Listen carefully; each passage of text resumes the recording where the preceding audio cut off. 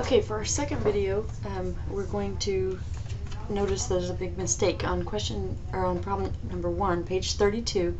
On number 1, it says celestial theme, but instead, when you hit the design tab, you won't find it. So at design themes, and then I'm going to go down to the one that they meant to say was frame. Okay, and then we're going to hit the more button, and then right here where it says minimalist, that's what you click on. Now those are yellow, it's okay, we'll change it to red later. So select introduction, including the paragraph, paragraph mark. And I just went out to the edge so I got that whole line, or I could have just highlighted all of it. And then click the home tab, change the case button, and that's right here. And you're going to change it to capitalize each word. I use this all the time. Excuse me. Then we're going to click the borders button, or the arrow next to it, and then we're going to click borders and shading, which is at the very bottom. Then we're going to click the color list arrow, which is here. We're going to choose the red accent 6 darker 25 right here. And notice when we do this, a lot of times people will hit OK with it. You got to tell your computer that you want this guy right here, to be what you're wanting to change that color to. Otherwise, you're just talking to it. Hit OK. And notice it fixed the first one, not the rest of them at that level. And we'll fix that in a minute. Okay, so right-click heading 1 up at the top and update heading to match selection. And watch the word facilities down here, what happens. Everything at level 1 now changes. So right-click heading 2. Now notice accommodations is heading 2. So I want to take all my headings 2 and I want to fix that. Instead of having to go through each one on the paper, just do that one. But I didn't change the headings 2. I just want to modify it here. Just modify it. So you're going to change the font size to 14. And then click the automatic list arrow right here. And then click red accent 6 darker 25%. And then click OK again. There you go. Okay, now we're on number 4. We're going to scroll down and select the text from 22 rooms to 250.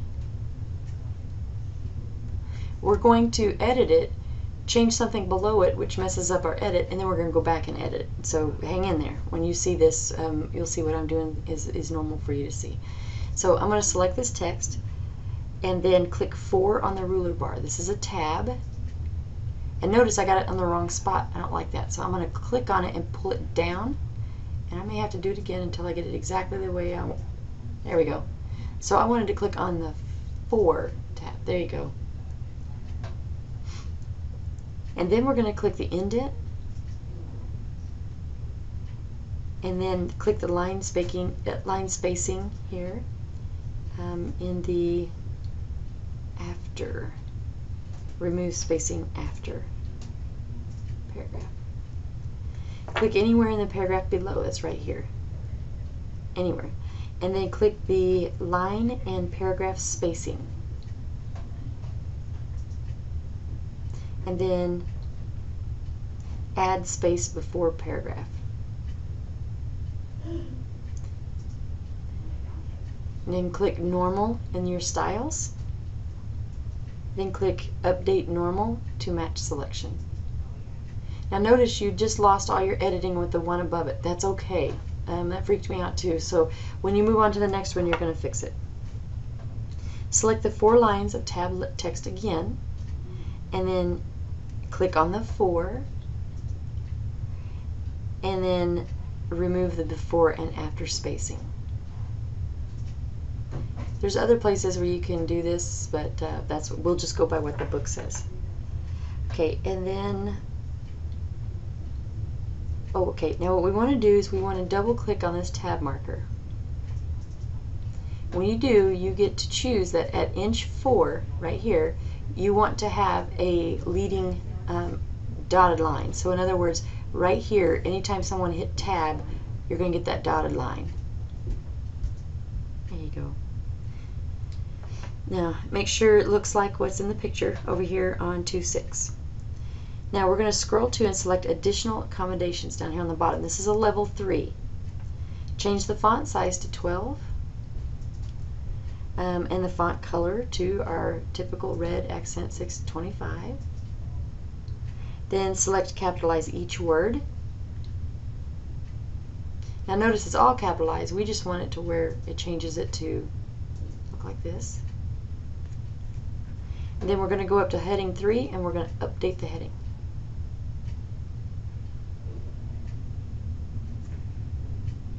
Okay, so now we're on number 8. Select the list from the line containing accommodation. So when we go down here, we're actually going to select that list. We're getting ready to make it a table. These are the headings: accommodation, rooms, cost, contact. But what's really, really cool is you can go to Insert, Table, and you can convert text to a table. Now you need to make sure that there's 4 columns and hit OK. That's amazing. And when you guys get to do that, imagine the work it saves somebody. So now we're going to I think I've got that done. Now number 9, with the table selected, you're going to hit in the up here where it says layout, or sorry, in design where it says table styles. You're going to click a down arrow and you're going to dig and search. Notice this group of 4 items is number 1. These groups, or excuse me, not 4, 1, 2, 3, 4, 5, 6, 7. If you hover over it, notice that says grid table 1. Well, and then the ones next to it are grid table 2, grid tables 3, and then grid tables 4. So as you go across here, they're wanting you to pick the red one.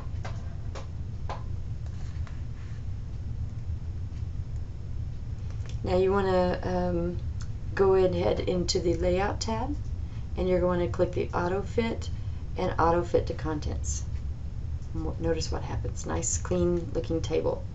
Now I want to put everything on the left in alphabetical order, and instead of having to cut and paste, you can simply just hit sort. And just leave it, just don't change any of the settings. Hit OK, and notice the accommodations column is in alphabetical order. Isn't that fantastic? It's absolutely fantastic. I love it. And we'll hit OK, and then this is the end of video 2.